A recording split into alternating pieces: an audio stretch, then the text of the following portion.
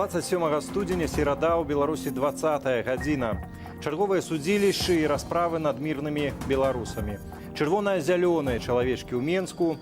І што думаюць пра цяперашні канцэнтрацыйны лагер для праціўнікаў Лукашэнкі, ацалелыя ахвяры Халакосту. Пра ўсё гэта паразмаўляем сёння ў студыі Белсату. Я, Валер Руселік, вітаю гаспадарства і запрашаю. Саша, это страна наша! Володя, забери к себе в бункер Сашу! О какой справедливости сейчас говорить можно? Это смешно, что хотят, то и делают. Мы будем бороться, Витя, мы с тобой. Скорее всего, власть пытается запугать народ. Для нормальных людей это какое-то зверство. Строить какие-то концлагеря.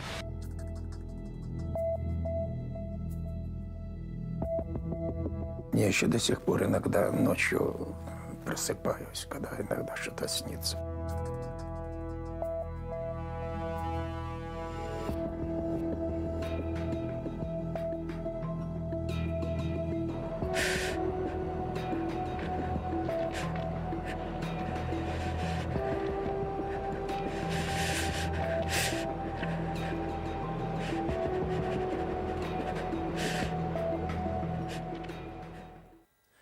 Віктор Барушка збіты, катаваны і згвалтаваны сілавікамі, які ў выніку праляжаў у рэанімацыі 12 дзён, асуджаны на 5 гадоў зняволення ў калоніі ўзмоцненага рэжыму.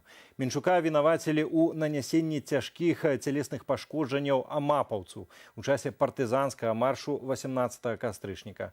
Сам Віктор з абвінавачваннем не пагадзіўся, ды сведчыў, што уцякаў ад сілавікоў, тыя збілі яго з ног і яны ўдвух з амапаўцам паваліліся на зямлю.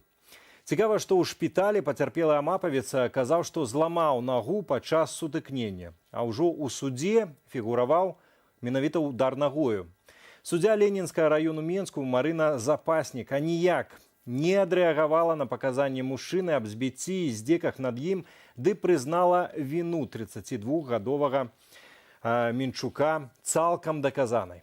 Цягам усяго працэсу сачыла за ім наша калега Марыя Арцыбашева, якая ўжо на відэасувязі з Менску. Маша, вітаю цябе. Так, добрый вечер, паважанае гаспадарства, добрый вечер, студыя. Маша, ну вось уласна ты сачыла за ўсім працэсам, наведвала гэтыя паседжанні судовыя. Ці можаш падрабязней распавесці пра хаду гэтага працэсу, а таксама пра сённяшні дзень?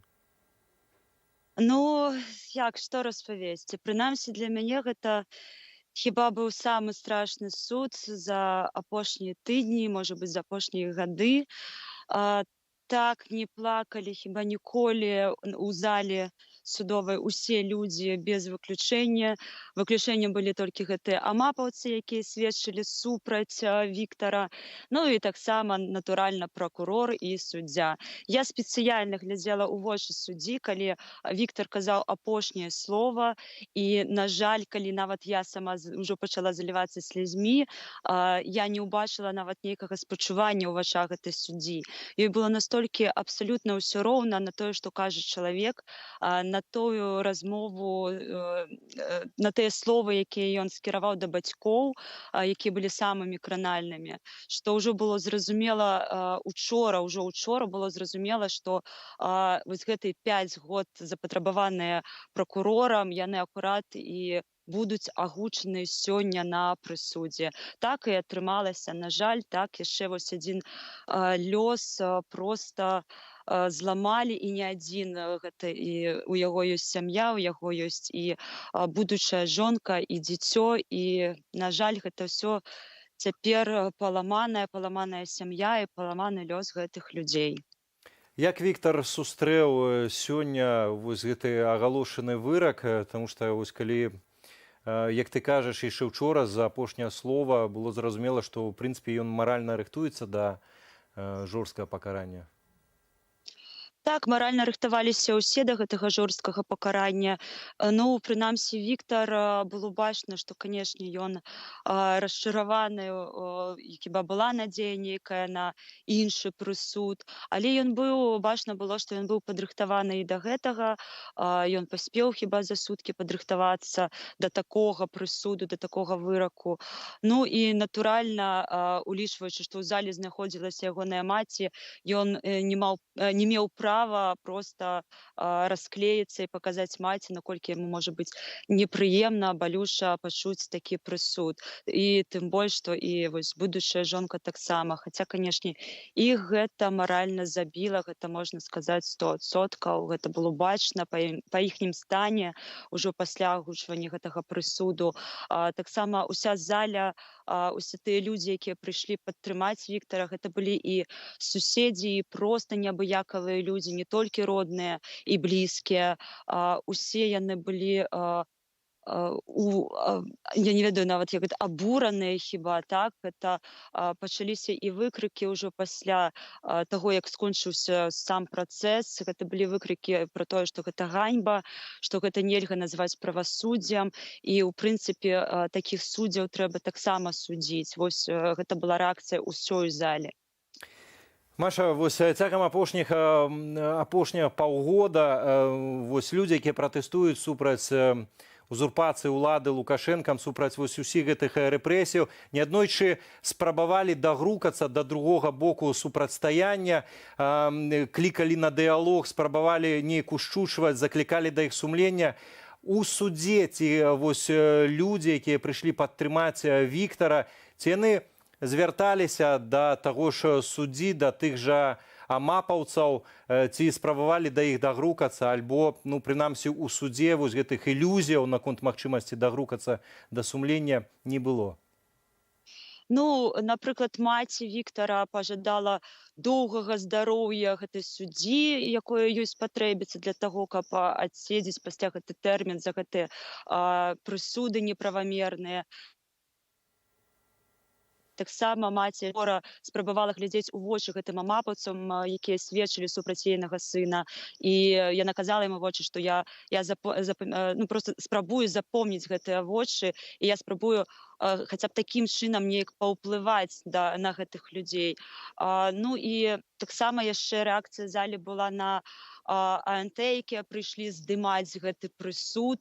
Людзі запытваліся ў гэтых так званых журналістаў пра тое, што ці не сорамна ім у прынцыпе рабіць тую справу, якую яны робяць на дадзены момант. Яны казалі гэтым людзям пра тое, што і амапаўцам, і АНТшнікам, так, і журналістам казалі пра тое, што хіба ўжо нармальныя людзі ўжо сышлі з гэтых структураў праўладных, і што ўжо хіба не мае сэнсу спрабаваць дагрукацца. Но але ўсё роўна кагосьці зрывала, і ўсе спрабавалі запытацца, дзе вашае сумленне. Такое дастаткова рытарычнае пытанне. Маша, дзякуй вялікі табе за каментар, таксама за твою працу. Марыя Арцыбашева, наша калега, журналістка, была на відэасувязі з Менску. І яшчэ ўжо зараз вашай увазе ўласна выказванні людзей пасля суду над Віктарам Барушкам, якія якраз прыйшлі падтрымаць яго. За то, что его избили, за то, что он чуть калекой не остался. Вот за это ему дали 5 лет. Такое у нас правосудие сейчас в государстве. Свидетель БМ не мог ответить на элементарные вопросы по своим действиям. Адвокат все и по полочкам. Это все закономерно в нашей стране. Пока оно не поменяется, оно и будет. Остается одно нам: не останавливаться, идти вперед. В любом случае будем до последнего. До последнего будем помогать. Вы считаете, есть ли надежда вообще хоть как-то скостить этот... Да, у меня есть. Я верю искренне. И слава богу, что вообще дали 5, хотя бы минималку. Вообще из того, что могли же и 10-8 засандалить. В нашей стране сейчас не работает законодательная структура, к большому сожалению. И мы будем бороться, ведь мы с тобой. 2021 год, час дзейнічаць, мабілізаваць усе рэсурсы, дэманстраваць, што нас большасць. Гэта цытата з прэса-рэлізу агульнай сустрэчы офісу Святланы Ціхановскай, каардынацыйнай рады, народнага антыкрызіснага ўпраўлення, а таксама Веранікі і Валерыя Цапкалы. Удзельнікі сустрэчы абмеркавалі план перамогі 2021, аднак пра яго дэталі публічна распавядуць толькі на наступным тыдні. Но ўжо зараз мы пагаворым з адным з удзельнікаў гэтай сустрэчы, кіраўніком народнага антыкрызіснага ўпраўлення Паўлам Латушкам на відэасувязі з Варшавы разам з намі. Вітаем вас, спадар Павел. Добрый вечер. Спадар Павел, ну вось маючы толькі сціслы вось такі прэс-рэліз, цяжка без дэталяў рыхтавацца да прадметнай размовы менавіта па гэтай сустрэчы. Таму першае лагічнае пытанне да вас, магчыма, все-таки пра нейкія падрабязнасці гэтай сустрэчы можна распавесці ўжо сёння, не чакаючы прэс-канферэнцыі на наступным тыдні. Ну, галоўнае, што гэта адбылася сустрэча аб'яднаная ўсіх камандаў. Мы яшчэ раз пацвердзілі, што мы разам. Ніколі не існавала расколу. Заўсёды мы працавалі у адным рэчышчы, каб дасягнуць адной галоўнай мэты, якая аб'ядноўвае нас. Гэта пачаць будову новай Беларусі. Зразумела, што ёсць варункі, ёсць патрабаванні з боку беларусаў, беларускага грамадства, і гэта з'яўляецца нашым асноўным прыярытэтам. Гэта тое, што нас аб'ядноўвае. Вельмі важна, што сёння мы можам канстатаваць наяўнасць даволі моцных камандаў, якія гатовы ўзаемадзейнічаць, узаемакаардынавацца і дасягаць той мэты, якой мы паставілі. Мы ўжо маем структуры, і гэтыя структуры сфарміраваны менавіта па тых канкрэтных мерапрыемствах, ініцыятывах, накірунках, якіх мы працуем і працавалі ў мінулым годзе, яшчэ больш актыўна будзем працаваць у бягучым годзе. Спадар Павел, ну уласна наконт адзінства і непасрэднай працы ў 2021 годзе, літаральна праз момант, праз адно пытанне. Я толькі ўдакладню яшчэ тэхнічна. Вось гэтая сустрэча сённяшняя, гэта штосьці надзвычайнае, гэта вось, ну, прынамсі, адна з мэтаў паказаць, прадэманстраваць адзінства ўсіх дэмакратычных сілаў, альбо такія сустрэчы ладзяцца з пэўнай перыядычнасцю? Ну, па-першае, яны ладзяцца з перыядычнасцю. Мы камунікуем рознымі сродкамі сувязі і заўсёды стараемся каардынавацца, так што гэта не мае нейкі такі надзвычайны характар, бо апошнім часам вельмі шмат было пытанняў, і гэтае пытанне ставіліся перадусім з боку, ці закіды рабіліся з боку спецыяльных службаў, якія казалі пра нейкі раскол паміж камандамі галоўнымі сёння, можа, ініцыятывамі, як штабамі, камандамі, якія працуюць ў дэмакратычным рэчышчы. І гэта яшчэ раз падкрэсліць адказ. Мы адзіныя, мы аб'яднаныя. Але галоўная мэта ўсё ж таки была не гэтая. Галоўнай мэтай з'яўлялася выпрацаваць план канкрэтных дзеянняў па канкрэтных накірунках, акрэсліць дакладныя тэрміны, захады, каб мы маглі матываваць грамадства, каб мы маглі матываваць і міжнародную супольнасць дзеля таго, каб дасягнуць той мэты, якую ставім мы перад сабой.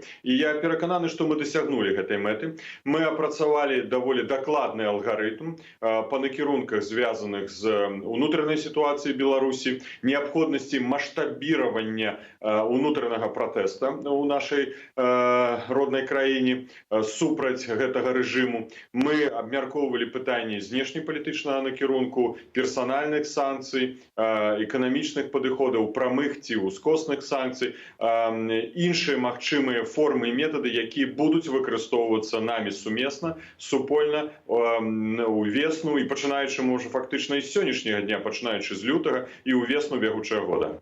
Ну вось, уласна, яшчэ да вясны з прэс-рэлізу, наколькі я зразумеў, калі што, папраўце мяне, калі ласка, плануецца аднаўленне ўжо ў лютым масавых акцыяў пратэсту, вулічных. Ці так я зразумеў прэс-рэліз? Трэба зразумець адно.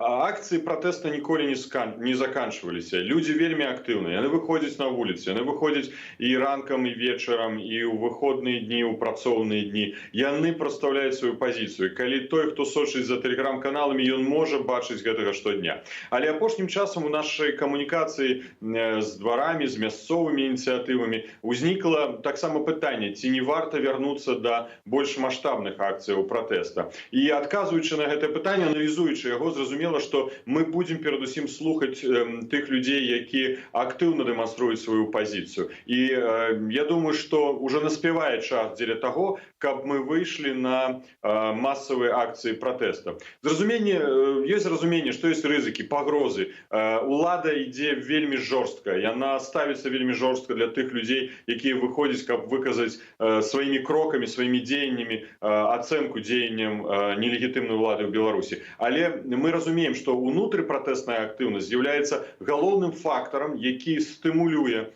да змену сітуацыю ў Беларусі. І тым ліку уплывае на рэжым і з іншага боку, і, конечно, гэта важна і для нашых знешніх партнёраў. Але ўсё ж таки мы разумеем, што ўсё ў нашых руках і перадусім ад нас залежыць будучыня Беларусі. Спадзявацца можна сколькі заўгодна на кагосьці, на суседа, але трэба верыць у саміх сабе і змагацца нам самім за гэтую перамогу. Бо мы не можам ніколі, я думаю, пагадзіцца з тым, што ў турмах знаходзяцца нашыя сябры, нашыя паплечнікі, простыя беларусы, якія нават не займаліся актыўнай палітычнай дзейнасцю. Вось гэтая сітуацыя з Барушкай, якую мы бачым і з болем успрымаем. І такіх прыкладаў, на жаль, кожны дзень нараджаецца дрэнных все больш і больш. Ці можам мы з гэтым пагадзіцца? Не. Гэта фактар, які, безумоўна, будзе стымуляваць пратэсную актыўнасць. З іншага боку, мы бачым, што і ўлады пачынаюць нейкі гандаль закладнікамі. Фактычна, гэта тэрарыстычныя метады тэрарыстычнага рэжыму. Калі яны спрабуюць уже публікаваць нейкія спіскі пад амністыі, разумеючы, што ўсе гэтыя людзі вінаваты, невядома, у чым яны вінаваты, якія яны злачынствы здзейснічалі, але яны ўжо спрабуюць пайсці тым шляхам, які яны абіралі многакратна, шматкратна, менавіта пагандляваць лёсам людзей. Яны кагосьці ўключаюць у спіскі, кагосьці выкрэсліваюць у спіскі, яны будуць спрабаваць гэта прапанаваць захаду ў адмену на санкцыі ці ў перапынку дзеля того, каб санкцыі не прымяняліся. Але гэта яшчэ раз сведчыць, што час для гэтай улады, ён скарачаецца. Эканамічная сітуацыя вельмі моцна цісне. Знешнепалітычны ўплыў вельмі моцны. І таму гэта маніпуляцыя. Фактычна, яны спрабуюць перакінуць адказнасць за тое, што людзі знаходзяцца ў турмах, на дэмакратычны рух. Але прабачце, не лідары дэмакратычнай апазіцыі, не людзі пасадзілі ў турмы нашых сugрамадзян, беларусаў. Гэта менавіта зрабілі ўлады. Гэта тыя ўлады, якія адмаўляюцца расследаваць злачынства ў Беларусі. Гэта ўсё дадатковыя элементы, якія будуць, безумоўна, стымуляваць маштабіраванне гэтай пратэснай актыўнасці. Але мы таксама прапануем і новыя тэхналогіі, якія будзем у адпаведным часе аб гэтым інфармаваць грамадства і прапаноўваць у іх удзельнічаць. Спадар Павел, уласна, наконт новых прапановаў. Вы глядзіце, вы згадвалі якраз эту хвалю хейту, а таксама раздраю, скіраванага на тое, каб раскалоць дэмакратычныя сілы, пратэсны рух, інспіравана гэта было спецслужбамі. Тут у ацэнках я з вами цалкам згодны. Між тым, там гэтыя правакатары, яны ціснулі на тое, што ёсць праблемы з фондамі салідарнасці, ёсць праблемы з падтрыманнем рэпрэсаваных, ёсць праблемы, што няма адказаў на цэлы шэраг такіх балючых пытанняў. Ці правільна я разумею, што план перамогі 2021, які абмяркоўвалі ў тым ліку і сёння ўсе супольна, ён утрымлівае адказы на падобнае пытанне? Зразумела, што ёсць структуры каманды, якія адказваюць за канкрэтныя накірункі асобна. Ёсць накірункі, за якія мы адказваем разам, дзе мы аб'ядноўваемся дзеля таго, каб быць больш мацнейшымі, больш магутнымі і больш верагоднасць была дасягнуць тых мэтаў, якія мы ставім. Але ўсе гэтыя, можа, праблемныя пытанні, якія ці штучна, ці рэальна існуюць, яны, конечно, будуць вырашацца. І гэта таксама абмяркоўвалася падчас гэтай сустрэчы. Але я не хацеў бы пераацэньваць іх. Яшчэ раз, давайте не будзем ісці тым шляхам, які нам прапаноўвае рэжым, тым шляхам, якім нам прапаноўвае спецслужбы. Бо яны менавіта перадусім зацікаўлены ў тым, каб зрабіць нейкі раскол. Ці паказаць яго штучна, нават калі яго рэальна няма, а яго няма. показаць яго штучна грамадству і паказаць, што тут ёсць раздраі, нейкія там элементы, хтосьці цягне ў адзін бок, іншы ў другі бок. Не, это была вельмі шчырая размова сяброў, паплечнікаў, вельмі дакладная, вельмі канкрэтная, з акрэсленнем канкрэтных задач, канкрэтных крокаў, алгарытмаў, дат, тэрмінаў, аб'яднання рэсурсаў дзеля таго, каб дасягнуць гэтай мэты. І гэта самае галоўнае. Гэта ўжо зусім іншая сітуацыя, якая было, можа раней. Мы сапраўды ўжо структурыраваліся. Мы ведаем гэтыя кропкі, на якія трэба ціснуць дзеля таго, каб дасягнуць той мэты, аб якой мы ўсе разам марым. Спадароў Павел, вось вы шмат разоў гаворыце, узгадваеце слова «структурызаваліся».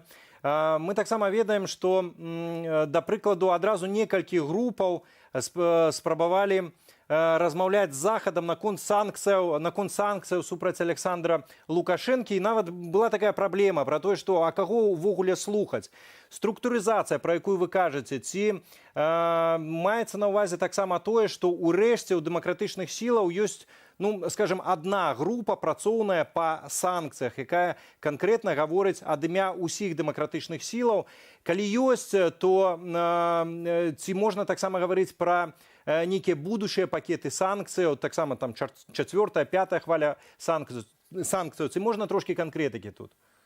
Ну, па-першае, не было такой раз'яднанасці ніколі, это трэба зразумець. Была, можа, такая вельмі гіперактыўнасць людзей, якія перажываюць за той, што дзеецца ў нашай краіне, за той здзек над беларускім народам, і людзей, якія хацелі быць, можа, больш актыўнымі, але сёння, сапраўды, дзякуючы вось акрэсленню галоўных накірункаў, галоўных кропкаў, галоўных інструментаў, мы маем абсалютна агульную пазіцыю, што датычна структуры прапанавання, якая можа прапаноўваць увядзенне тых ці іншых санкцый персанальных, ці гэта звязаных з кашалькамі рэжыма, ці гэта звязана з карупцыйнымі схемамі, якія выкарыстоўвае рэжым. Каб сапраўды тут не было, можа, шмат ініцыятываў, каб гэта быў адзіны голас. Але я кажу, што гэта не было праблемаў. Гэта хутчэй таксама штучная сітуацыя, якая падымалася, але фактычна ў рэальнасці яна не давала, можа, нейкіх адмоўных вынікаў у каардынацыі. Але тое, што зараз ужо будзе большая каардынацыя, гэта напэўна. І гэта таксама, я лічу, вельмі важным дасягненнем, ну і нават не гэтай сустрэчы, бо гэтае рашэнне было прынята некалькі тыдняў таму назад, каб зрабіць такой аб'яднаны цэнтр, аб'яднаную групу. Уласна, наконт гэтай аб'яднанай групы, ці можам мы таксама гаварыць пра тое, што ў нейкім сэнсе гэта альбо правобраз, альбо ўжо увасабленне ценявога альбо альтэрнатыўнага ўраду, які зараз бы дзейнічаў у замежжы. Ці можам гаварыць пра гэта? Не, мы не кажам пра гэтую гісторыю. Гэта не з'яўлялася тэмай для абмеркавання падчас гэтай сустрэчы, так што не было такой прадмета нават і размовы. Мы не ідзем шляхам стварэння нейкіх пасадаў, нейкіх месцаў для патэнцыяльнай працы. Няма ніякага тут барацьбы за нейкія партфелі. У нас ёсць толькі агульная, адзіная барацьба супраць гвалту, супраць рэпрэсій, супраць гэтай нелегітымнай улады. І ў гэтым мы абсалютна аб'яднаны. Ну, гэта толькі чалавек, які сапраўды не мае жыццёвага досведу, ці чалавек, можа, занадта амбіцыйны, ці чалавек, не разумеючы сітуацыю ў краіне, дзе ён знаходзіцца, можа зараз размаўляць пра нейкія пасады. Такіх размоў увогуле няма ні ў структурах, ні ў камандах, якія прымалі ўдзел падчас гэтай сустрэчы, ні ў ходзе гэтай сустрэчы гэта не абмяркоўвалася. І я перакананы, і не будзе абмяркоўвацца. Наша галоўная мэта – гэта забяспечыць той дзень, калі Беларусь пачне развівацца дэмакратычным шляхам. І вось тады ўключаюцца ўсе палітычныя інструменты і механізмы, калі розныя людзі, розныя палітычныя сілы, палітычныя партыі могуць прымаць адкрыты, нармальны удзел у дэмакратычных працэсах. Спадар Павел, наконт вось там розных правакацый, якія мелі за мэту раскалоць пратэсны рух, вось я калі аналізаваў, то мне здаецца, там яшчэ мінімум адна мэта ёсць, гэта дыктаваць уласную павестку дня, каб вось увесь пратэсны рух займаўся там не звяржэннем рэжыму Лукашэнкі, дасягнення там справядлівасці і дэмакратыі ў Беларусі, а вось на нейкія дробныя сыходзіў, марнаваў сваю энергію на нейкія дробныя справы.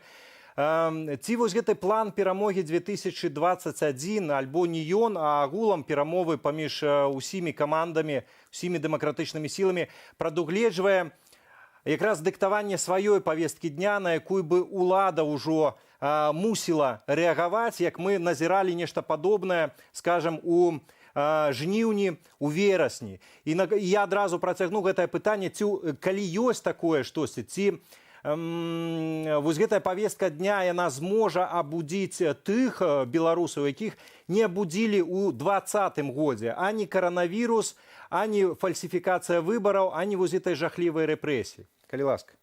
Ну, я паспрабую, можа, трошки адчыніць заслону, бо, зразумела, вы мне задаеце шмат пытанняў, спрабуючы атрымаць информацию, але это была агульная домовленность команды, что мы все ж таки позднее проведем пресс-конференцию и представим отповедный план дзеянняў. Ну, калі мы возьмем, например, галоўныя накірункі, это знешнепалітычны накірунак. Знешнепалітычны накірунак это персональные санкции, это экономічныя санкции супраць режиму. Калі мы кажем про знешнепалітычны накірунак, это криминальная отказность у рамках универсальной юрисдикции. Это стварэнне международного трибуналу по злачынствах, якія здзейснены і здзяйсняюцца ў нашай краіне. Калі мы возьмем пытанне ўвогуле эканомікі, напрыклад, пытанне еўрабондаў, еўрааблігацый, крэдытных ресурсаў, якія выдаткоўваюцца менавіта рэжыму, які ён пазней скарыстоўвае ў рэпрэсіўных мэтах. Калі мы кажам пра пратэсную актыўнасць у сталіцы і важна ў рэгіёнах нашай краіне. І калі я буду працягваць гэты пералік пытанняў, то по кожнаму з гэтых накірункаў у нас ёсць абсалютна дэтальныя падыходы, апрацаваныя ідэі, ініцыятывы, можа нават гэта ўжо не ідэі, гэта трэба казаць ініцыятывы, якія будуць пакладзены адпаведным чынам і на паперу, і ў галавах тых, хто будзе гэта рэалізоўваць, перадусім гэта галоўнае, і мы будзем аб'ядноўваць рэсурс. Мы разумеем, што, конечно, супраць нас стаіць сістэма. І гэтую сістэму перамагчы зможа толькі моцная, аб'яднаная, сістэмная дзейнасць дэмакратычнай беларускай апазіцыі. Усе здаровыя сілы аб'ядноўваюцца дзеля гэтага і аб'ядноўваюцца разам, каб дасягнуць гэтую мэту. І ніякіх падзелаў тут, палітычных арыентацый, нейкіх спробаў перацягнуць коўдру ці пайсці ў бок няма. Мы аб'яднаны ў гэтым. Вось мы акрэсліваем накірунак, пад гэтым накірункам ідуць канкрэтныя задачы, падпункты, пад гэтымі падпунктамі стаяць тэрміны, пад імі стаяць адказныя. Калі адказная структура не ў стане самастойна рэалізаваць гэты праект, альбо варта, каб яна ўзаемадзейнічала з іншай камандай, яна ўзаемадзейнічае, аб'ядноўвае рэсурс, акрэслівае тэрмін і ідзе да гэтага тэрміну. І ўсё гэта разам стварае сістэму дзеянняў, акрэсленую, якая, безумоўна, павінна нас прывесці да выніка. Толькі такая праца, толькі такое ўзаемадзеянне гарантуе нам тое, што мы дасягнем той мэты, якая для ўсіх нас вельмі важная.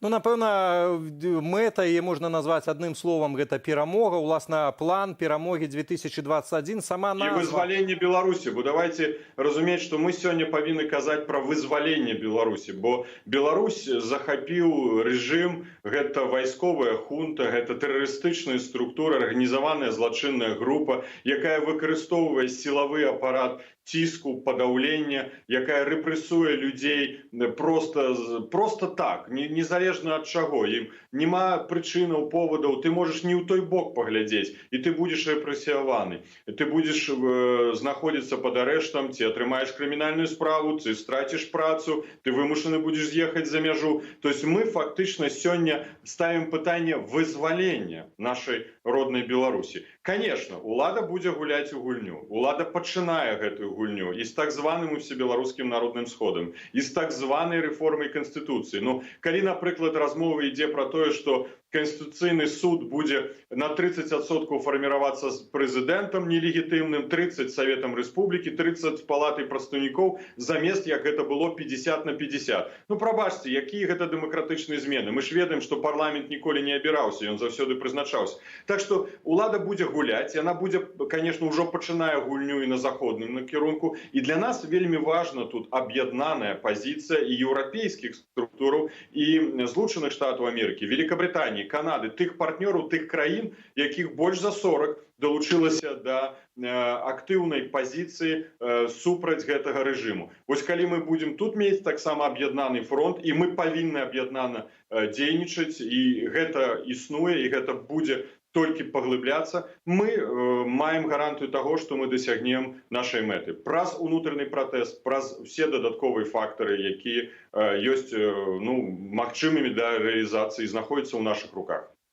Спадар Павел, дзякуй вялікі вам за размову. Ад сябе дадам, што мяне асабіста вельмі цешыць, што чырвонай ніткай праз усю нашу размову прайшла тэма адзінства, таму што сапраўды ў адзінстве наша сіла, як кажуць беларусы, гуртом і бацьку лягчэй біць. Дзякуй вялікі за размову. Павел Латушка, кіраўнік народнага антыкрызіснага ўпраўлення, быў з намі на відэасувязі з Варшавы. Ну што ж, вось і ў Беларусі тым часам з'явіліся зялёныя чалавечкі, а дакладней чырвона-зялёныя. У Менску невядомыя ў аднолькавых спартовых строях ходзяць па раёнах, ды расклейваюць на вокнах жылых дамоў налепкі з выявамі афіцыйнай сімволікі. Пры гэтым убранне гэтых чырвона-зялёных чалавечкаў сведчыць пра іх магчымую датычнасць да вайсковай акадэміі альбо да ўнутраных войскаў. Пры гэтым адзін з гэткіх аматараў дзяржаўнай сімволікі, заўважаны ў сталічным мікрараёне Новая Баравая, быў чамусьці ўзброены вялізным ножом. Групоўку чырвона-зялёных чалавечкаў вадзіў чалавек, падобны да камандзіра ўзводу спецпрызначэння вайсковай часткі 3214.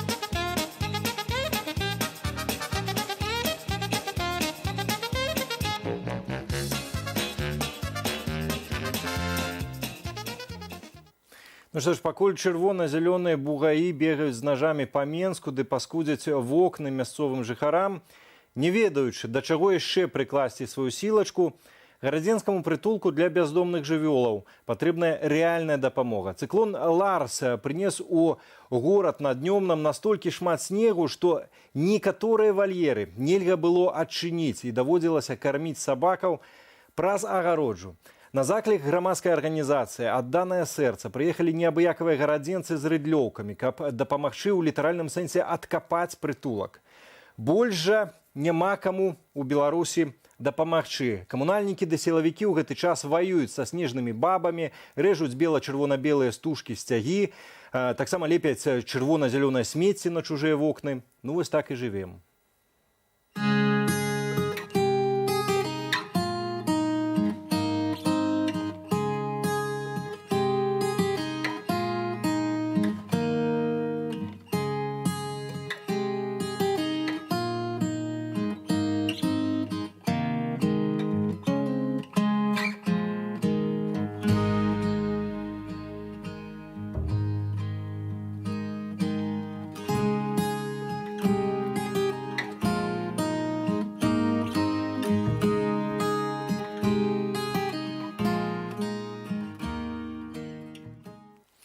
Суд над нашымі журналісткамі Кацярынай Андрэевай і Дар'яй Чульцовай пачнецца 9 лютага о 10 гадзіне. Справу ў судзе Фрунзенскага району Менску мае разглядаць суддзя Наталья Бугук. Пра гэта паведаміў таксама наш калега, муж Кацярыны Андрэевай Ігар Ільяш.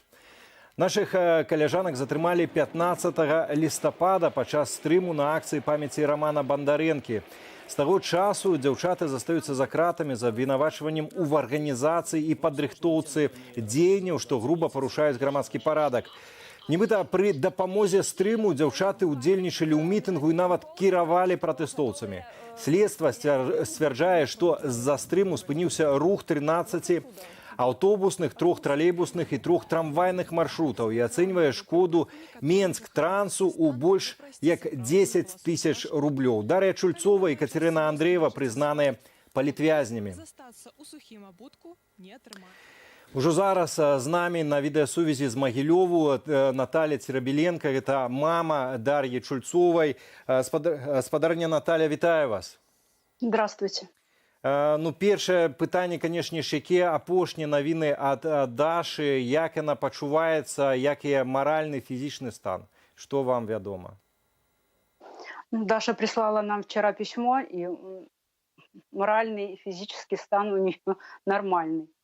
Она у нас девушка боевая, и сказала, что у нее все хорошо, и здорово, и морально, и физически.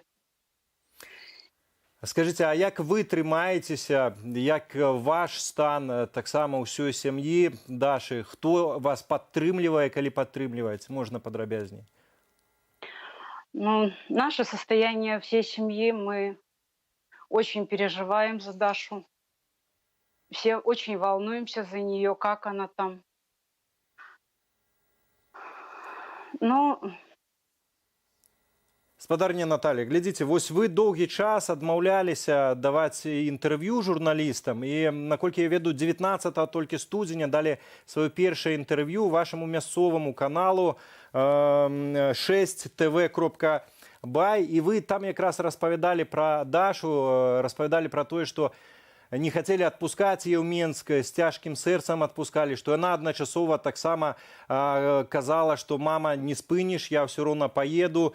И таксама вы распавядали про яе, что ну вось такая яна, Даша, не может на одном месте сидеть, каб ничего не рабіць.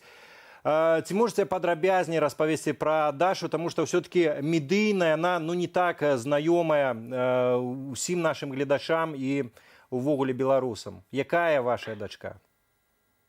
Даша только закончила университет и немножко совсем успела поработать на Белсате.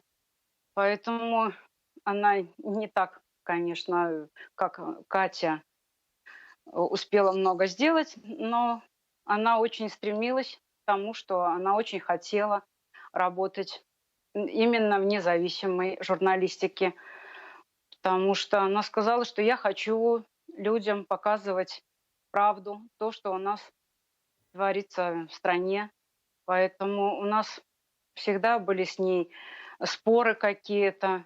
Мы всегда с ней очень бурно это обсуждали, вплоть до слез. И она плакала, когда я начинала ей что-то, может, даже упрекать. Поэтому она хотела всегда, чтобы я ей гордилась, а я ее всегда держу дома и не отпускаю от себя. Паслухайце, ну разам з гэтым такое, магчыма, глупае пытанне, але ці ганарыцеся вы сёння сваёй дачкой, таму што ну оно ж зразумела, што Даша ніякая не злачынца, гэтыя абсалютна абсурдныя абвінавачванні, і Даша рабіла ўсё паводле ўласнага сумлення і гаварыла толькі пра праўду. Я, когда узнала все, что у нас случилось, я была в таком шоке, что очень долго выходила. Меня, конечно, интервью просили, но я отказывалась, потому что я никак не могла прийти в себя, узнав о том, что у нас случилось. Сейчас я немножечко, наверное, начинаю осознавать, что Даша, конечно, делает такую работу, которую нужно делать, поэтому я хотя бы перестала плакать и думать о том, что у нас все хорошо, и я горжусь, естественно, горжусь своим ребенком, потому что она у меня честная, добрая, я очень ее люблю, как дочь. Мы таксама Дашу вельмі моцна любім, аднак вось яшчэ літаральна адно пытанне ў мяне да вас. Вось вы гаворыце пра тое, што ну прынамсі зараз хоць трошкі супакоіліся, перасталі плакаць. Вось у сваім першым інтэрв'ю для мясцовага каналу вы таксама гаварылі, што ад суду, які мае вось адбыцца, нічога добрага не чакаеце і рыхтуецеся да найгоршага. Ці змянілася ў вас вось стаўленне за гэты час, за гэты колькі там тыдзень, Нет. крышку больш? Як Нет. рыхтуецеся да гэтага суду? Я готовлюсь к тому, что будет, 3 года, значит, будет 3 года. К этому я и готовлюсь. Потому что я думаю, что меньше все равно наш суд не даст. Нужно показательное, все равно показательное оно будет. Поэтому, надеюсь, конечно, все равно на лучшее. А показательное будет. Таксама спадзяёмся на лепшае. Мы таксама. Дзякую вялікае вам за размову, сілаў вам і словы падтрымання ад усіх нас, ад усіх калегаў з Белсату. Дзякую вялікае вам. Мама Дашы Чульцовай, Наталья Церабеленко, была з намі на відэасувязі з Магілёву. Мы ідзем далей. Сёння ў свеце, у тым ліку і ў Беларусі, адзначаецца дзень памяці ахвяраў Галакосту. Сёлета, прынамсі для нашай краіны, гэты памятны дзень набывае асаблівае гучанне. Якраз на тле планаў уладаў будаваць канцлагеры для праціўнікаў Лукашэнкі, а таксама на тле ўсё новых і новых сведчанняў пра тое, што прынамсі адзін падобны лагер у нашай краіне ўжо ёсць і дзейнічае, альбо нейкі час дзейнічаў на базе лекава-працоўнага прафілакторыі нумар 3 пад Слуцкам. Пагаворым пра ўсё гэта неўзабаве. Нашы журналісты тым часам накіраваліся пад Слуцк, якраз на месца таго самага лагера. І вось што распавялі мясцовыя жыхары. У нас в августе эти события все. То они сюда многие заезжали. Много там людей видно было, потому что приезжали сюда. Указатель же там стоит, подальше. А тут Павловка заезжала. Много людей. Так. Вот и наша достопримечательность. Больше ничего тут. Поговаривали сразу, что тут, не знаю, что СИЗО может быть или что, потому что, оно действительно там постройка такая, чтобы с города вынести. А так, кроме того, что ЛТП, мы ничего не знаем сейчас. Это августа, и они что, их привезли как? Ночью. Их завезли ночью. И утром уже никого не было. Не утром, а под вечер. Следующее утро. Под вечер на утро стали ехать машины. Все ехали сюда, потому что никто не знал, где-то ЛТП находится. Потому что оно же говорится, что вот там самом же Павловка. А оно дальше надо ехать. Все сюда заезжали.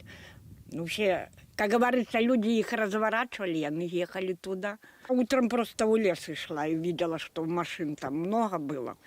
А уже к вечеру и никого там ее не было с машин, уже пусто и глухо стало. Сюда нагнали этих, нахватали были этих, людей этих, штрафников, як их там сказать, в общем, людей разных. Разговор был, что женщина с Солигорска, мужик, каже, пойду посмотрю, что там люди делают. И его там подхватили, так на 3 сутки жонка узнала, уже это сообщили. Потом их вывезли, распустили, они разъехались по домам, все, и опять завезли сюда женщин этих. Вось калі слухаеш вось гэтыя выказванні пра сённяшнія падзеі, то такое вось адчуванне, што слухаеш успаміны з часоў Другой сусветнай вайны, якраз сведкаў вось усіх гэтых жахлівых злачынстваў нацыстаў. Тым часам у нас ужо зараз на відэасувязі з Менску знаходзіцца якраз сведка тых злачынстваў, таксама пацярпела ад цяперашніх злачынстваў. Это Лариса Соус, наша суайчынніца, якая перажыла Галакост, а таксама і пацярпела ўжо ад рэжыму Александра Лукашэнкі. Спадарня Ларыса, вітаю вас. Добрый вечер. Спадарня Ларыса, вось паслухайце, уласна, яшчэ напрыканцы снежня вы былі аштрафаваны на 810 рублёў за ўдзел у маршы пратэсту. Якраз тады, як рэакцыя на гэты вырак, вы параўналі цяперашні рэжым з фашыстоўскім і сказалі, што гэтыя цяперашні нават горшыя за тых, бо ваююць з уласным народам. І вось тады якраз шырока не было вядома пра гэты канцлагер пад Слуцкам. Пазней стала вядома пра яго. Як вы успрынялі гэтую інфармацыю вось пра з'яўленне, пра дзеянне гэтага канцлагеру пад Слуцкам, пра планы ўладаў будаваць такія лагеры для пратэстоўцаў? Ну, я буду по-российски. Нет слов, просто нет слов, чтобы сегодня, 21 век, даже думать, говорить о концлагере, это немыслимо. Какая должна быть власть, у которой в мыслях даже такое может быть, чтобы запугать своих сограждан. Для чего это делается? Только для этого. Потому что просто, уму непостижимо, другими словами. Концлагерь, да. Спадарня Ларыса, вось хацеў далучыць таксама да нашай размовы і нашу калегу, публіцыстку, журналістку Святлану Калінкіну. Святлана, вітаю вас таксама. Ці чутно нас, тому што я не чую чамусьці. Святлана, ці чутно студыю? Я ўсё чую, у мяне ўсё добра. Выдатна. Святлана, паслухайце, якраз напярэдадні, літаральна 2 дні таму вы гаварылі з адным з тых, хто трапіў якраз у гэты канцлагер пад Слуцкам. А я хацеў все-таки, калі мы ад гісторыі пачалі, то ад гісторыі таксама задаць першае пытанне вам. Паслухайце, тое, што рэжым Лукашэнкі чыніў падобныя злачынствы, магчыма, не ў такім маштабе і раней, таксама пра гэта ведаем. Таксама Лукашенко неаднойчы выказваўся ў сімпатыях да Гітлера, таксама і да Сталіна. Ці не атрымліваецца так, што мы, па сутнасці, праспалі з'яўленне альбо адраджэнне ў Беларусі вось гэта нацысцкага, фашыстоўскага рэжыму ў цяперашнім ягоным абліччы, на вашу думку? Ведаеце, мы не праспалі. І калі Лукашенко ствараў лінію Сталіна, шмат пра гэта пісалася, пра тое, што сталінізм вяртаецца, што гэтая ўлада гатова на любыя рэпрэсіі. Магчыма, праспала беларускае грамадства, несур'ёзна да гэтага ставілася. Не хацелася верыць, што такое магчыма у 20-21 стагоддзі. Але на самой справе усе прыкметы таго, што Лукашенко пойдзе на любыя захады, на любыя рэпрэсіі, яны былі. І пра гэта шмат пісалася, шмат гаварылася. Праблема Беларусі была толькі ў тым, што многія беларусы доўга, амаль 26 гадоў, не цікавіліся палітыкай. Ну, я хацеў яшчэ удакладніць падобна, уласна, у спадарні Ларысы. Спадарня Ларыса, вы перажылі той час нацысцкі. Як бы вы сказалі, праспалі мы ў шырокім сэнсе і, можа, вы ў прыватнасці вось гэта з'яўленне фашыстоўскага рэжыму Лукашэнкі, беларусы праспалі ці не праспалі, бачылі, не звярталі ўвагі? Як бы вы ацэнілі вось гэта з'яўленне фашизму в Беларуси? Некоторые проспали, але не все, я так думаю. Я хочу сказать из своего личного опыта и моей семьи. Мой папа мне рассказывал, это я прочитала, рассказывал, как в 1937 году они каждый вечер тихонько боялись громко разговаривать, потому что боялись, что услышат соседи. У каждого человека был собран уже чемоданчик с вещами и с сухарями. Это точно, это правда, это нереально. Вот. И, конечно, половина страны, той страны, это была в концлагере. Отец моего мужа строил Беломор-канал.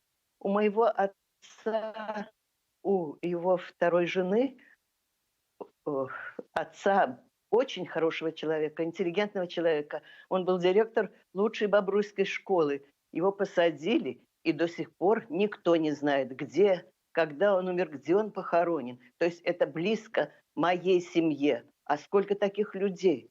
Поэтому я не думаю, что все проспали. Не может этого быть. Нормальный человек, который интересуется, он будет знать. Он не может закрыть на все это глаза. Ну, это настоящий фашизм. Да, а сегодня, кстати, сегодня же день памяти Холокоста. Откуда Холокост? Это опять это результат фашизма.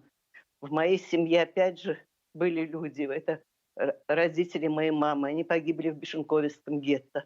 Сколько таких людей? И неужели сегодня может повториться?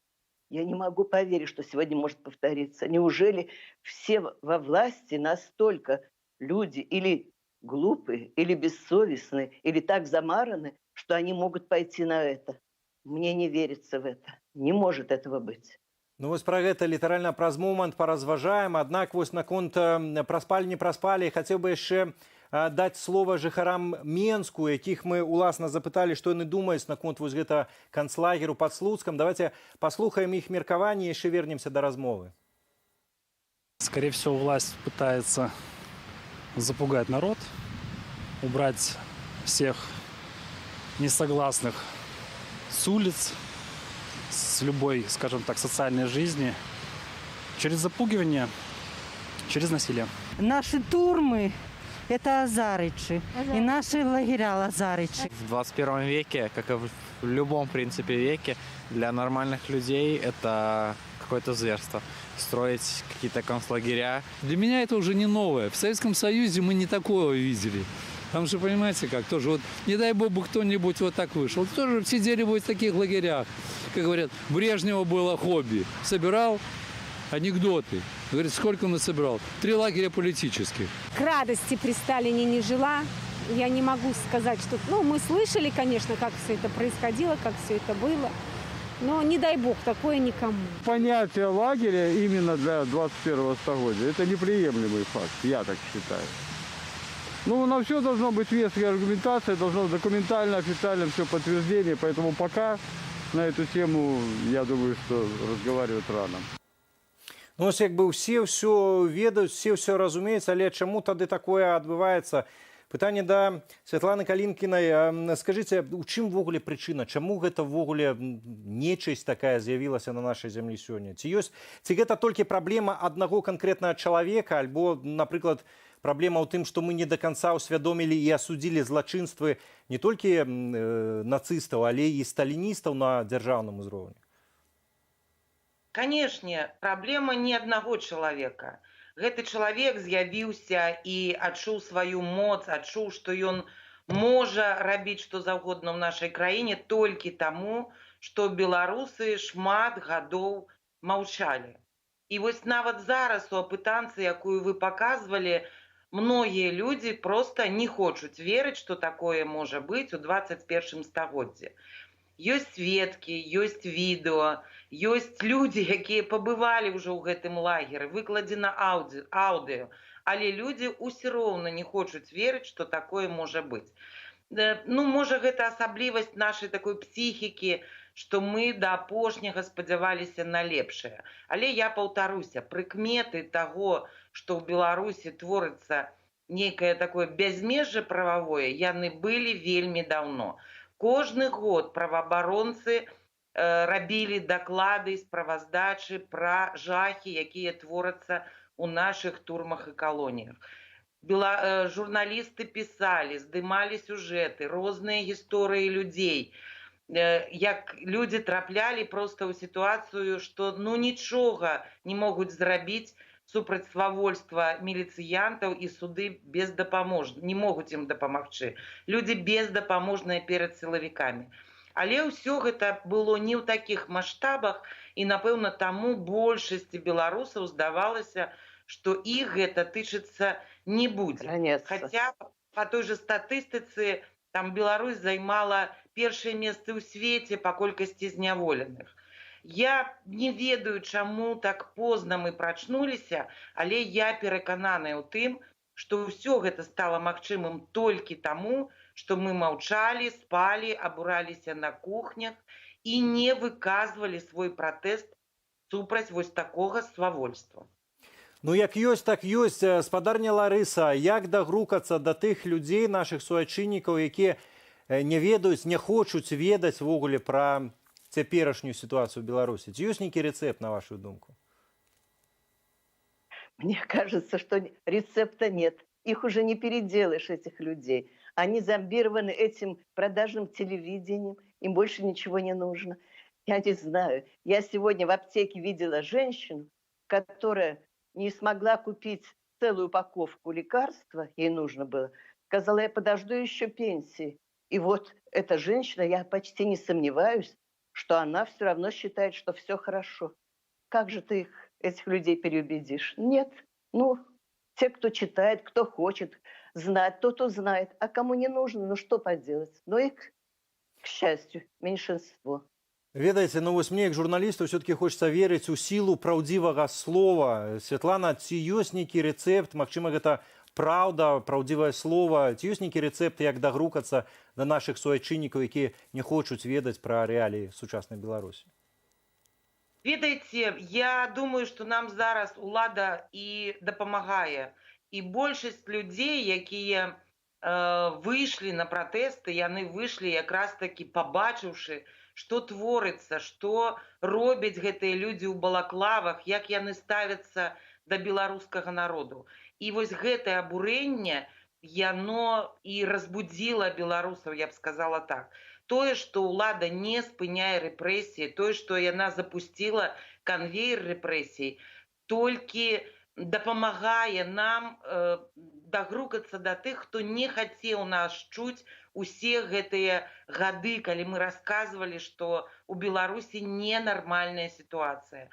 Сёння, можа, нехта баіцца, але ўсе, хто бачыць гэтыя карцінкі, хто чуе гэтыя расказы, хто ўвогуле ад дзяцей ці ад унукаў пачуў расповеды пра тое, што ствараліся і планаваліся стварыць нейкія лагеры для пратэстоўцаў, кожны задасць сабе пытанне, ці хоча ён жыць у гэтай краіне, бо ў гэтым лагеры апынецца, калі не ён сам, то ягоны ўнук. Таму у нейкім сэнсе улада нам зараз дапамагае дагрукацца. Яна разлічвае толькі на страх людзей, але ведаеце, у страха, як і ў цярпенні, ўсё ж такі ёсць мяжа. Вось беларускія ўлады гэтага пакуль не разумеюць. Ну і таму спадзяемся, што як мага хутчэй гэта ўсё-такі скончыцца ў нашай Беларусі, зажывем урэшце нармальна. Дзякуй вялікі вам за размову сёння. Ларыса Соус, наша суайчынніца, якая перажыла Галакост і пацярпела ўжо ад рэжыму Лукашэнкі. А таксама Святлана Калінкіна, наша калега, публіцыстка і журналістка, была з намі на відэасувязі з Менску. І на гэтым на сёння ў мяне ўсё. У студыі працаваў я, Валер Руселік. Дзякуй спадарству за ўвагу. Нагадаю толькі дзень ахвяраў, памяці ахвяраў Халакосту ў Беларусі. Ён як праз крывое такое люстэрка на тле вось гэтых пампезных дзён пабеды, ўсіх гэтых парадаў. І бачыце, што адбываецца. На развітанне прапановую вам яшчэ раз вярнуцца да тэмы месца асобы ў сучаснай беларускай дзяржаўнай сістэме. Відэапраца Глеба Бурнашова «Мая дзяржава» з удзелам актораў свабоднага тэатру. Вашай увазе.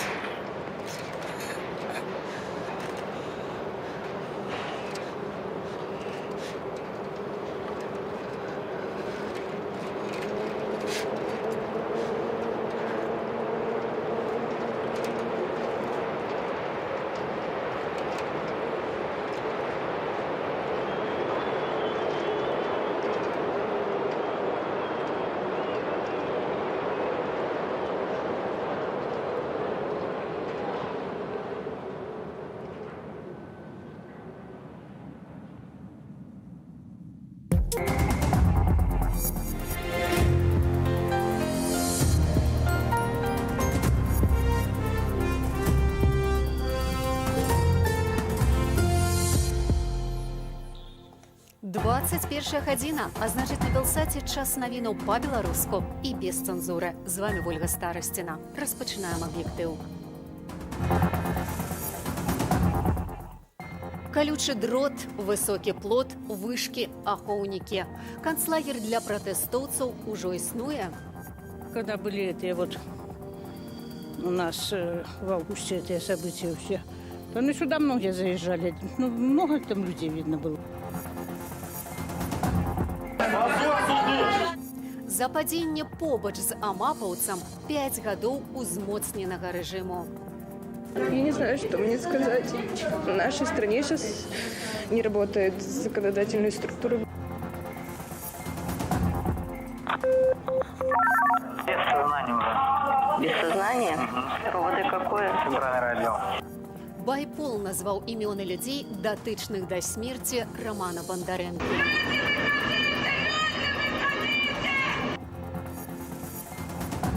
Ад родных ніў, ад роднай хаты яны збеглі ад улады. Я верю, что все получится. Да, сложно, да, тяжело. Чым цяпер займаюцца тыя, хто мусіў пакінуць Беларусь? Высокі плот, колючий дрот, вышкі для аховы, людзі з аўтаматамі. Журналісты Белсату пабывалі ля лагеру, куды прывозілі затрыманых у жніўні удзельнікаў пратэстаў. Падрабязней Ірына Дарафейчук. Вёска Паўлаўка пад Слуцкам, вядомую на ўсю Беларусь, стала нядаўна. Менавіта сюды, паводле шматлікіх сведчанняў, прывозілі удзельнікаў першых паслявыбарчых пратэстаў. Адзін з затрыманых, Павел Потапаў, так распавядаў у эфіры Белсату пра гэтае месца. Свернули куда-то в лес, долго ехали по лесу, ну, в голову приходили различные мысли. Поначалу это показалось какой-то промзоной. Вот. Куча людей с автоматами. Вот. Нас завезли через какие-то огромнейшие ворота, привезли, ну и, как обычно, поставили лицом к стенке. Мы под подушками, под матрасами находили журналы различные. Вот. Поэтому, скорее всего, это было подготовлено, скажем, там давно, и там уже кто-то находился. Жыхары вёскі Паўлаўка згадваюць, што за савецкім часам у гэтым месцы была вайсковая частка. Солдаты, я говорю, стояли там сразу кадровые были, ракетчики были сразу, а потом уже тут зарабили вольное поселение. Вольное поселение было. Лет 10, наверное, они тут были у нас, эти хлопцы. Потом переименовали уже у ЛТП, сразу мужское. Там же и церковь была, мы же ходили в эту церковь на открытие. И она, по-моему, теперь действует. Потом уже женщины стали тоже алкоголики. Падчас паслявыбарчых падзеяў жыхароў лячэбна-працоўнага прафілакторыю этапавалі ў іншыя установы, а на тэрыторыі арганізавалі імправізаваны лагер для арыштаваных удзельнікаў пратэстаў. Паводле сведчанняў мясцовых жыхароў, ненадоўга. Поговаривали сразу, что тут, ну, не знаю, что СИЗО, может, будет или что, потому что, ну, оно действительно там постройка такая, чтобы с города вынести. Ночью привезли, никто даже не видел. А я утром просто в лес и шла и видела, что машин там много было. А уже к вечеру и никого там ее не было с машин. Уже пусто и глухо стало. Потом их вывезли, распустили, ну, они разъехались вот, по домам еще. Паводле мясцовых жыхароў, цяпер на гэтай тэрыторыі зноў функцыянуе слуцкі лячэбна-працоўны прафілакторый. Ірына Дарафейчук, Белсат. Яшчэ 31 асобу праваабаронцы прызналі палітычнымі зняволенымі. Сярод іх Віктор Барушка. Яго білі, катавалі, а сёння прысудзілі 5 гадоў калоніі узмоцненага рэжыму. Бізнэсовец сваёй віны не прызнаў. Але бываюць выпадкі, калі падсудныя называюць сябе вінаватымі, каб атрымаць лагаднейшае пакаранне. Пра жорсткія выракі ды выбар абвінавачаных Юлія Цяльпук. 32-гадовага Менчука, бізнесоўца Віктора Барушку, у суд даставілі пад канвоем. У залі замкнулі ў клетцы і прысудзілі да 5 гадоў зняволення ў найгоршых умовах. Мы порядок нарушаем, а вы закон. Віктора Барушку абвінавацілі ў нанясенні цяжкіх цялесных пашкоджанняў супрацоўніку АМАП. Я не знаю, что мне сказать. В нашей стране сейчас не работает законодательная структура, к большому сожалению. И мы будем бороться, ведь мы с тобой. Будете обжаловать, да? В любом случае будем до последнего. Сёння Белсат атрымаў відэа ягонага затрымання. 18 кастрычніка пасля пратэснага маршу Віктор уцякаў ад сілавікоў. Калі яго збілі з ног, паваліўся разам з байцом АМАПу, які зламаў нагу пры падзенні. Гэта і сталася цяжкім цялесным пашкоджаннем. Тое, што Віктор пасля затрымання быў закатаваны сілавікамі да 12 дзён у рэанімацыі, суд пад увагу не ўзяў. Пацярпелы амапавец ужо традыцыйна сведчыў пад псеўданімам. Эти люди, я не знаю, как они спят по ночам. 5 лет. За что? За то, что его толкнули? За то, что его избили? За то, что он чуть калекой не остался? Віны сваёй не прызнаў, ведаючы, што праз гэта атрымае большы тэрмін. А ў Жлобіне 27 студзеня судзілі дваіх маладзёнаў – Яўгена Кахановскага і Дмітрия Гопта, якія першапачаткова віну прызнавалі. Абвінавачанні – арганізацыя масавых беспарадкаў і гвалт у дачыненні да міліцыянта. Згодна з апублікаваным супрацоўнікамі ўнутраных справаў відэа, удзельнікі пратэстаў 9 і 10 жніўня ў Жлобіне кідалі камяні ў шчыты сілавікоў і ў аўтазакі. У тым жа відэа допыт Яўгена Кахановскага у якасці удзельніка гэтых падзеяў. Какие именно противоправные действия, Евгений, ты совершал? Получается, кидались камнями и шумели, кричали. Так а в кого вы камнями кидали? Сотрудников, получается, милиции. Так делать нельзя, это очень плохо. Відэа адразу ж падхапіла і дзяржаўнае тэлебачанне. Белсат паразмаўляў з адвакатам Яўгена. Впоследствии он сообщил о том, что на него было оказано давление, и один из этих дней не подтвердился, так как в городе Жлобине мой подзащитный вообще не находился. А гаварыў сябе і другі фігурант Дмітрий Гопта. Кажа ягоная маці і падкрэслівае, у сына ёсць психіатрычнае захворванне. Если испугается, то может сказать все, что угодно. А то, что он был 9-го, мы вместе ходили на выборы, он был дома. 10-го, может, где-то под вечер я его выпустила, я была выходная.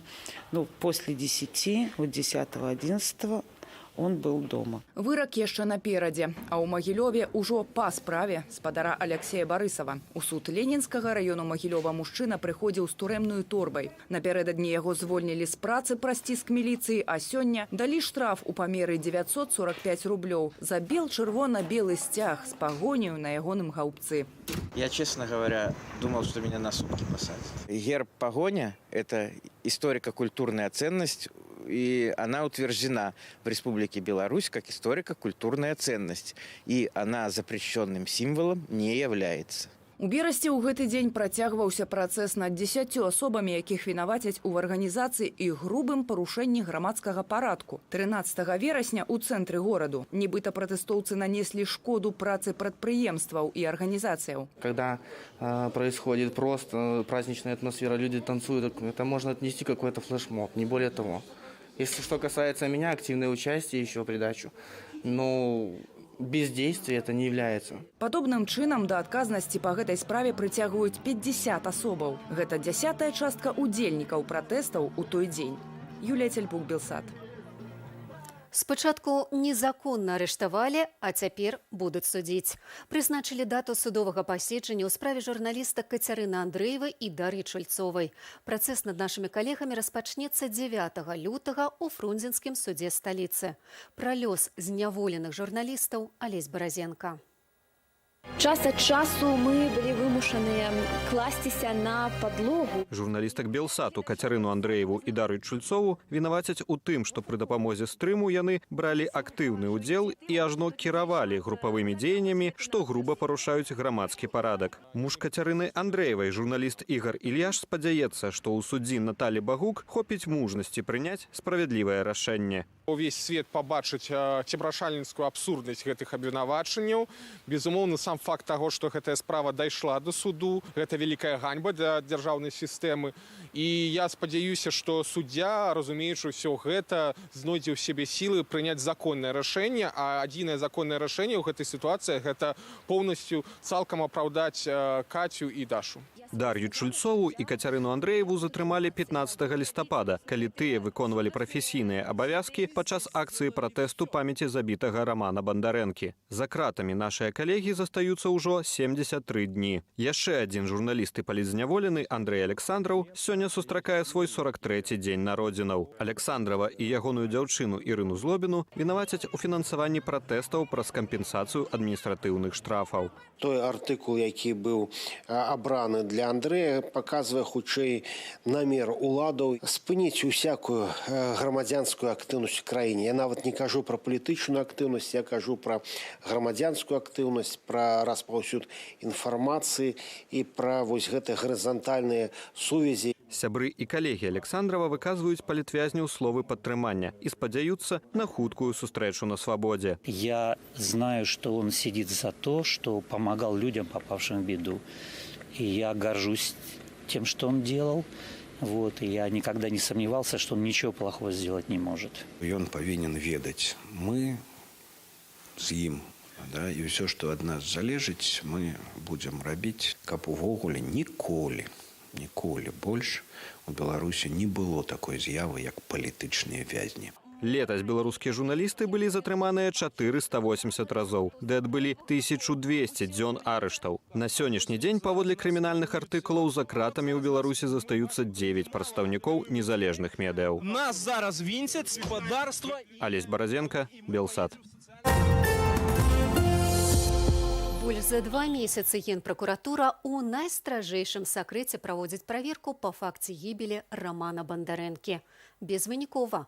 Ініцыятыва «Байпол» апублікавала факты, доказы ды вынікі свайго правярання, а таксама імёны тых, хто справакаваў канфлікт, хто збіваў Рамана і хто хавае інфармацыю пра злачынства. Падрабязнасці распавядзе Алесь Пуціла. Акрамя раней апазнаных пры здзяйсненні злачынства Баскава і Шакуты, тут фігуруе прэс-сакратар кіраўніка дзяржавы Наталья Эйсмонт, ды ейная залоўка работніца Белтэлерадыёкампаніі Ганна Эйсмонт, гулец прэзідэнцкай хакейнай каманды Павел Волчак з жонкаю Жанетаю, а таксама цэлы шэраг сілавікоў. Отпустите человека! У апублікаваных тэлефонных размовах гучыць зняпраўджанне версіі пра тое, што Раман быў у стане алкагольнага ап'янення. Это он? Да, он там кряхтит, да. Ну, кряхтит же, не теряет сознание. Да, теряет сознание. Не в алкогольном? Не алкогольном. Ваш визит зарегистрирован. Как только освободится бригада, визит будет передан. Ожидайте.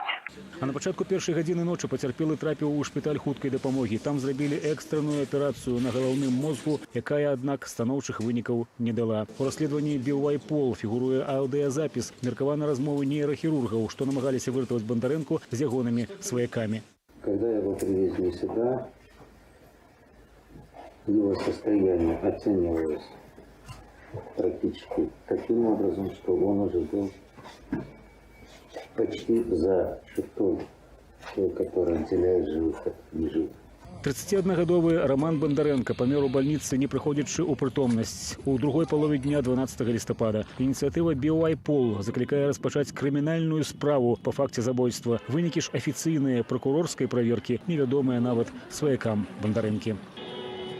Александр Пуціла, Белсат. Падзеі, пра якія нельга забывацца. Сёння дзень памяці ахвяраў Галакосту. У гады вайны ў нашай краіне загінулі каля 800 тысяч габрэяў. Гэта больш за 80% габрэйскага насельніцтва. У пасляваеннай Беларусі гэтая тэма замоўчвалася, а ў сучаснай Савет міністраў адрынуў прапанову на дзяржаўным узроўні адзначаць дзень Галакосту. Вольга Гоманова. Вы знаете, я сыну ее почти не рассказывал так. Якаў Краўчынскі – один из немногих, кто выжил у Менским гетто. Это было ужасные вещи, до которых мне еще до сих пор иногда ночью просыпаюсь, когда иногда что-то снится. Праз Менскае гетто прайшлі амаль 120 тысяч габрэяў. Цягам 2,5 гадоў там загінулі больш за 105 тысяч асобаў. Наш суразмоўца трапіў у гетто ва ўзросце 9 гадоў. Брат, которому исполнился год, он 25 июля родился, вот, а 28 погиб на руках. Вот. Потом пришлось, так как мы сидели в Малине, укрытые были, Так 4 дня его и держали на руках. Пачаткам галакосту лічаць студзень 1933-го, калі да ўлады ў Нямецчыне прыйшлі нацысты. За 12 гадоў да 8 траўня 45-го былі знішчаныя 6 мільёнаў габрэяў, сярод якіх больш за мільён дзеці. Усё менш тых, хто быў сведкам трагедыі. З імі сыходзіць памяць пра тыя падзеі. В Беларуси есть определенные музеи, есть уголки, которые говорят и о Второй мировой войне, и говорят о Холокосте. Может быть, нет того масштаба музея, который есть в соседних странах, как Литва, Польша, Украина, Россия. И это повод задуматься. Повод задуматься, кому нужен этот музей, как он будет работать, что мы хотим сказать, что мы хотим передать будущим поколениям. Спадар Якаў, сведка Галакосту, апавядае гісторыю менскага гета моладзі Беларусі і замежнікам. А когда с ними начинаешь говорить, ой, представление такое, как будто, как у меня о Луне. И знаешь, она есть. А что там дальше происходит, понимаете? Мне это не так и у них. Поэтому я так и вот считаю вот это просвещение, особенно вот для иностранцев, да и для своих, своим долгом. Вот. Летась Якаў Краўчынскі за сваю асветніцкую дзейнасць атрымаў ордэн за заслугі перад Федэратыўнай Рэспублікай Нямецчына. Вольга Гоманова, Белсат. Не на ўласнае жаданне, а праз пераслед нямала беларусаў мусілі пакінуць сваю краіну, свае дамы і нават свае сем'і. Але нашыя людзі нязломныя. Нягледзячы на выпрабаванні лёсу, шмат хто не толькі дае сабе рады на чужыне, але і дапамагае, у тым ліку фінансава, іншым. Шчырыя гісторыі ў сюжэце Каці Малей. Я немножко знаю, почему мы в Польшу приехали. Ну чего, скажи все. Потому что там начкала коронавірус. Не ад віруса, як лічыць 5гадовы Давід, ягоная сям'я уцякла 2 месяцы таму з Кобрына ў Варшаву. 10 жніўня ягоны бацька Уладзімір сказаў маме Святлане, што пайшоў у краму, а сам рушыў на гарадскую плошчу, каб выказаць пратэст афіцыйным вынікам прэзідэнцкіх выбараў. У яго пацэлілі святлошумавою гранатою. Цела пацярпела ад калена да шыі. Я просто там орал от боли. И когда стал немножко соображать, то сразу почувствовал, что была дикая резь по животу, и ощущение было, что просто внутренности вывалились. И, соответственно, я уже думал, была когда же мысля в голове, что все, добегался. Уладзімір трапіў у рэанімацыю, потым каля месяца правёў у апёкавым аддзяленні ў Берасці. Далячыцца і прайсці рэабілітацыю валанцёры з беларускага дому прапанавалі бясплатна ў Польшчы. Мужчына разважыў, што ў сітуацыі, калі пацярпелых пераводзяць у статус падазраваных, заставацца ў Беларусі небяспечна. Хотелось бы, конечно, спокойно ходить и жить у себя на родине в Беларуси. Но там, наверное, сейчас принцип «был бы человек, статья найдется». Без этого символа не могло быть кафе. Ганна Макевіч у Польшчу пераехала 5 гадоў таму. За гэты час паспела адкрыць уласныя барбершопы ў Варшаве. Паслявыбарчыя падзеі навялі жанчыну на думку стварыць уласную частку Беларусі ў замежжы. Гэтак паўстала кавярня «Нот 1984». 10% ад выручкі Ганна ахвяруе беларусам у Польшчы. Я всегда считаю, что если делаешь что-то доброе, то ты можешь выдержать. Потому что добро возвращается добром. Поэтому страшно, да, невероятно было страшно. Маленькая очень команда, которую мы открывали. Делали мы ремонт в кафе, идея, дизайн, мы это все сами. То есть как-то вот...